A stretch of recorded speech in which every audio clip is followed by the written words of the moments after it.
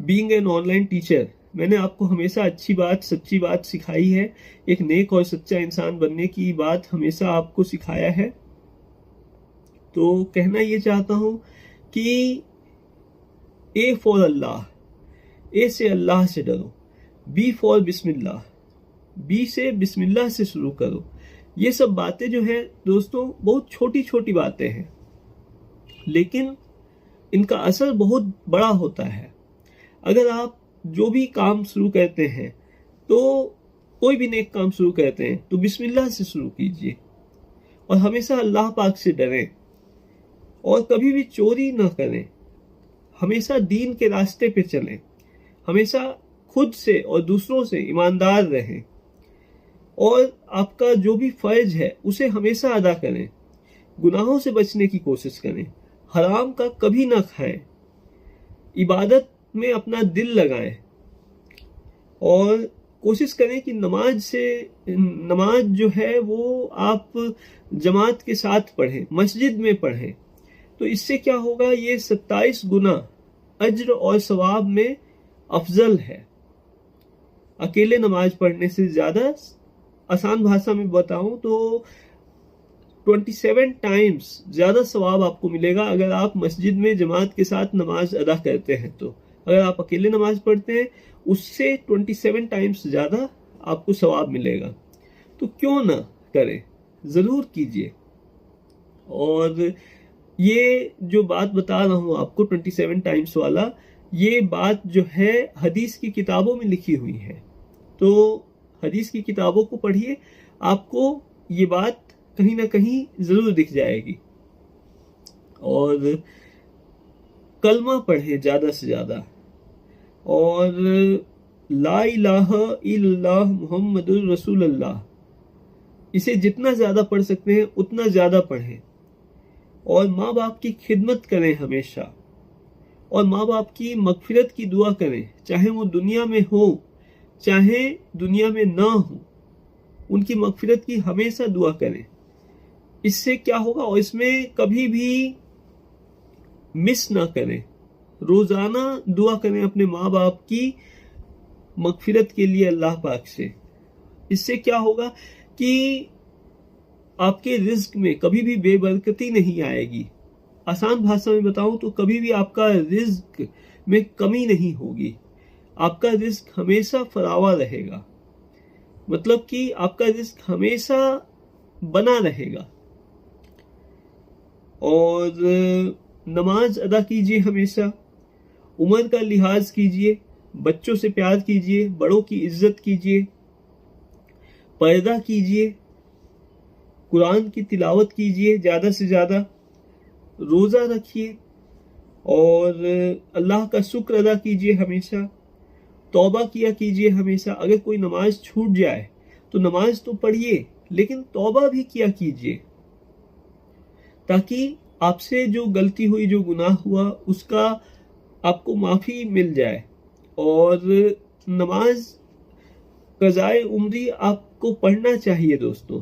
कज़ाए उम्री नमाज बहुत ही अच्छी नमाज होती है। ये नमाज जो है, नमाज तो सभी अच्छी है, लेकिन कज़ाए उम्री नमाज की खास बात यह है कि अगर गलती से या किसी भी कारण से, जाने अनजाने, भूल से अगर आपकी कोई भी नमाज बाकी होगी तो वो पूरी हो जाएगी।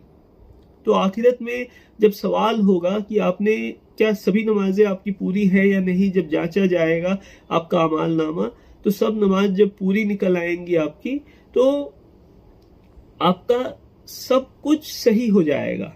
जिसकी नमाजें सही निकल आई उसका सब कुछ सही निकल आएगा अमाल नामे में। तो और सबसे पहले नमाज का ही हिसाब किताब होगा दोस्तों।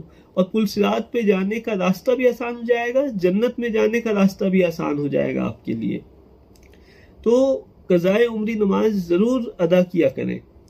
और कज़ाए उम्री नमाज के बारे में डिटेल में जानना हो तो जैसे कि मैंने बताया, मेरे यूट्यूब चैनल साजिद नवाज 125 के प्लेलिस्ट सेक्शन में जाएं, उसमें इस्लामिक वीडियोज सेक्शन में आप देख सकते हैं। आपको कज़ाए उम्री नमाज के ऊपर डिटेल में बहुत सारे वीडियो मिल जाएंगे।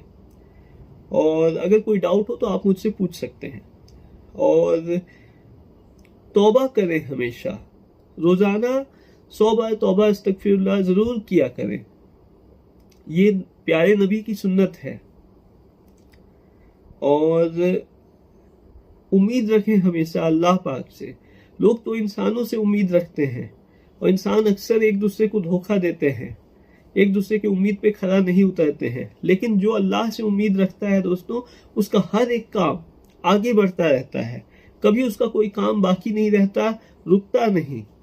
और सब्र करना सीखें और हमेशा कोशिश करें कि वजू से रहें। वजू से अगर आप रहते हैं तो आप जब भी नमाज का वक्त होगा, अजान होगा, तो आप जल्दी से जल्दी अपनी नमाज अदा कर लेंगे, तो आपका नमाज जो है वो छूटेगा नहीं। नमाज में देर करना अच्छी बात नहीं होती। नमाज जितनी जल्दी आप पढ़ लें उतना बेहतर होता है। और कुरान शरीफ की जितनी ज़्यादा आप तिलावत कर सकें उतना बेहतर है। और ज़्यादा तिलावत करने का मतलब, एक चीज़ यहाँ करेक्ट करना चाहूँगा, ज़्यादा तिलावत करने का मतलब ये नहीं है कि आप 1 पारा, 2 पारा, 3 पारा, 4 पारा, 5 पारा जल्दी से जल्दी ख़त्म करने की कोशिश करें।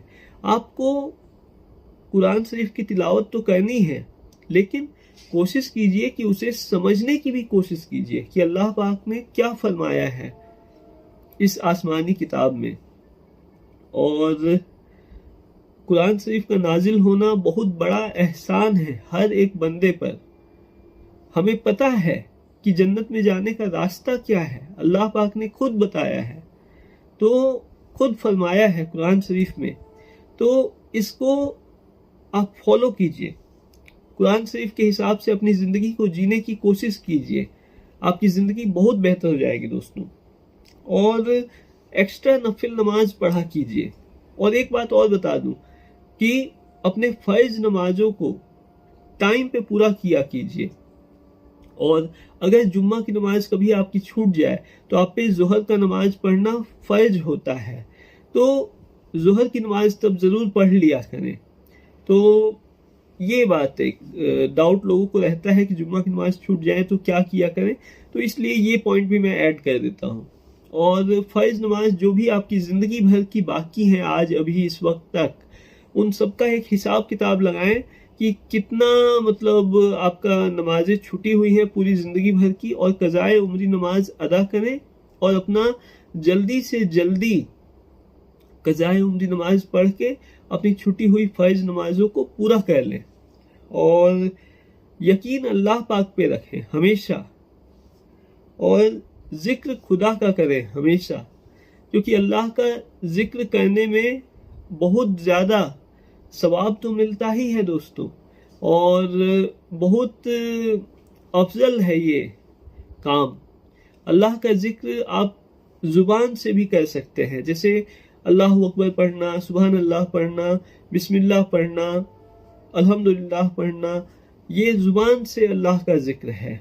आप हाथ पैर से अगर जिक्र करते हैं, अल्लाह का जिक्र करना चाहते हैं, तो ये कैसे होगा, ये भी तरीका आपको बता देता हूँ। वैसे अल्लाह का जिक्र करने के 3 तरीके हैं दोस्तों।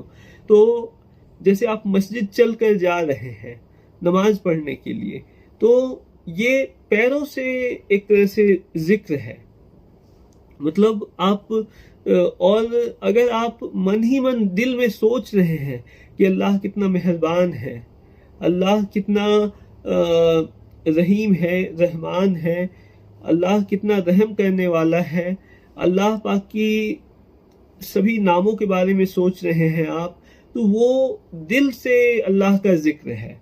तो आप जुबान से भी जिक्र कर सकते हैं, हाथ पांव की मदद से भी जिक्र कर सकते हैं, जिक्र इलाही कर सकते हैं, और आप अल्लाह का जिक्र दिल से भी कर सकते हैं दोस्तों। तो बहुत सारे तरीके हैं अल्लाह का जिक्र करने के। तो अल्लाह का जिक्र किया कीजिए, और कसरत से किया कीजिए, और रोज़ाना किया कीजिए। इसमें बहुत सवाब है, और आपकी ज़िंदगी भर में जितने भी गुनाह, जितनी भी गलतियां आपसे जाने अनजाने में हुई होंगी, उन सभी के लिए रोज़ाना तौबा इस्तगफार किया कीजिए, तो ये भी बहुत बेहतर होगा।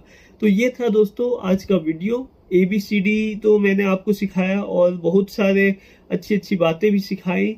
वैसे लोग 1 मिनट 2 मिनट का वीडियो बना देते हैं, A for Allah, B for बिस्मिल्लाह ऐसे बोल के, लेकिन लोग पूरी तरह से बात को समझाते नहीं हैं। तो मैंने सोचा कि क्यों ना एक ऐसा वीडियो इंटरनेट पे हो जिसमें हर एक बात को अच्छे से समझाया गया हो। जैसे ए से अल्लाह से डरो, बी से बिस्मिल्लाह से शुरू करो। तो ये चीज मैं आपको समझा कर बताकर अच्छे से बता रहा हूं ताकि आप इन बातों को फॉलो कर सकें अपने लाइफ में और अपने रोजाना जिंदगी का हिस्सा बना लें इन बातों को, और हो सके तो कहीं लिख कर रख लें, या फिर इन बातों को याद रखने के लिए मेरे वीडियो को बार बार देखें, तो इससे आपको ये बातें याद हो जाएंगी। बाकी चलता हूँ, फिर मिलेंगे नेक्स्ट वीडियो में। अपना और अपनों का ख्याल रखिए, खुश रहिए। अस्सलाम वालेकुम व रहमतुल्लाहि व बरकातहू।